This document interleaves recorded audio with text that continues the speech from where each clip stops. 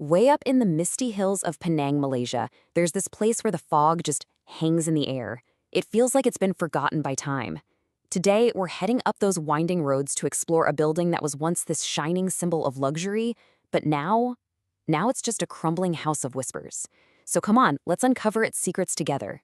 And this is what you'd find if you went there today. I mean, look at it.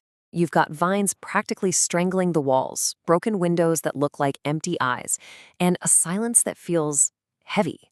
It's so much more than just a ruin, you know? Locals whisper that you're never really alone there. So what on earth happened inside these walls to give this place such a chilling reputation?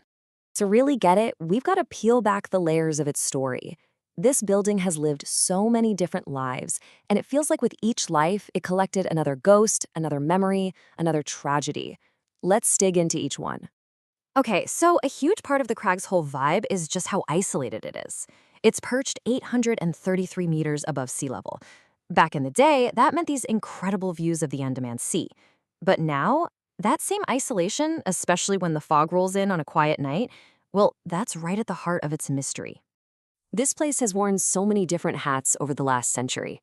It started as someone's private dream home. Then it became a playground for the rich and famous. After that, a home for school children. It even had a brief flash of Hollywood glamour. And finally, it settled into what it is now, this magnificent ruin. And as we're about to see, every single one of those chapters left its mark. Let's start with one of its most famous chapters, the one that gave birth to its most famous ghost. For a little while, these halls were actually filled with laughter and learning. But all of that was overshadowed by a story of just profound sadness. Right, so in 1955, the hotel got a new life as the Uplands School, a pretty prestigious international boarding school. If you talk to people who went there, they'll tell you it was magical. Imagine going to class in the fog, living with your friends in these old hotel cottages. The grand dining hall, that was their assembly hall. It was a fresh start for the building, but it just couldn't quite shake that feeling of melancholy that was already there. And yeah, mixed in with all those memories of friendship and fun, there's a much darker story. It's a tale that's been passed down for generations now, about a young student whose time at Uplands, well, it allegedly came to a tragic and very permanent end. The legend says there was this female student. Some stories say she was British, others say local, and she was really struggling. Maybe with depression, maybe with some secret love affair gone wrong. And one night when the whole school was asleep, she walked out onto her balcony, which overlooked this deep, dark ravine, and she jumped. Now, you're not going to find any public record of this.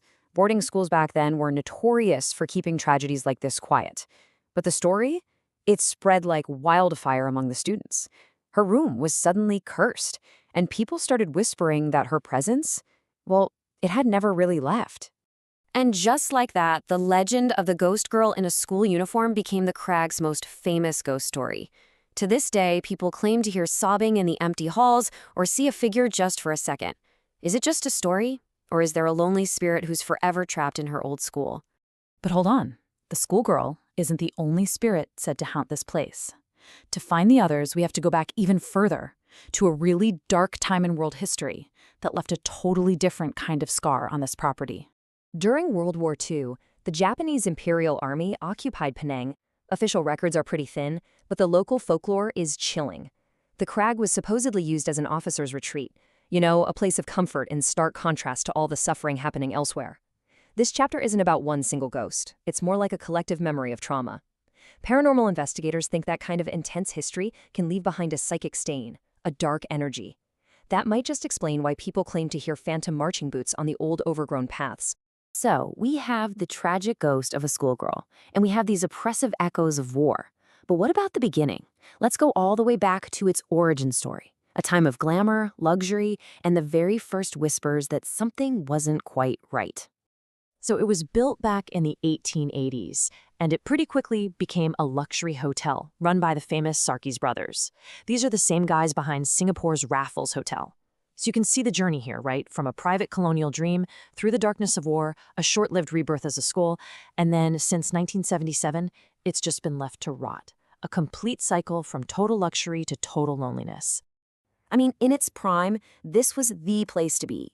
Wealthy planters, British colonial officials, they'd all come up here to this hilltop retreat to escape the insane heat. Just imagine it. candlelit dinners, an orchestra playing, these lavish parties under the stars. But that whole history of colonial grandeur, now that it's in ruins, just adds to the haunting vibe. And here's the kicker. Even back then, staff would tell stories about hearing phantom piano music coming from empty rooms. So it seems the whispers had already started. After it was abandoned, the hotel's creepy beauty actually attracted filmmakers. It was featured in the Oscar-winning movie Indochine and the TV series Indian Summers, which is kind of ironic since that show was all about the end of British rule. But get this, even the film crews said they felt an eerie presence on set, a feeling that they were being watched the second the cameras stopped rolling. So after digging through all these layers of history and tragedy and folklore, what's really going on here? Let's weigh the evidence. Well, a skeptic would say it's all in our heads, right? Old buildings creak and groan, the wind howls through broken glass, and when you're in a creepy place, your imagination just runs wild. But then you have the believers, who point to just how many stories there are. There's this one tale of a watchman who saw a single candle burning in a second-floor window where there was no electricity. And that legend of the sobbing girl? It's just too consistent, told over and over to dismiss it completely. So what does the future hold for the Crag? Well, there have been these big plans floated to turn it into a luxury Six Senses resort. Start a new golden age. But so far, nothing's happened. The project stalled. Other people argue it should be preserved as a heritage site. But for now, its fate is to be slowly and beautifully reclaimed by the jungle.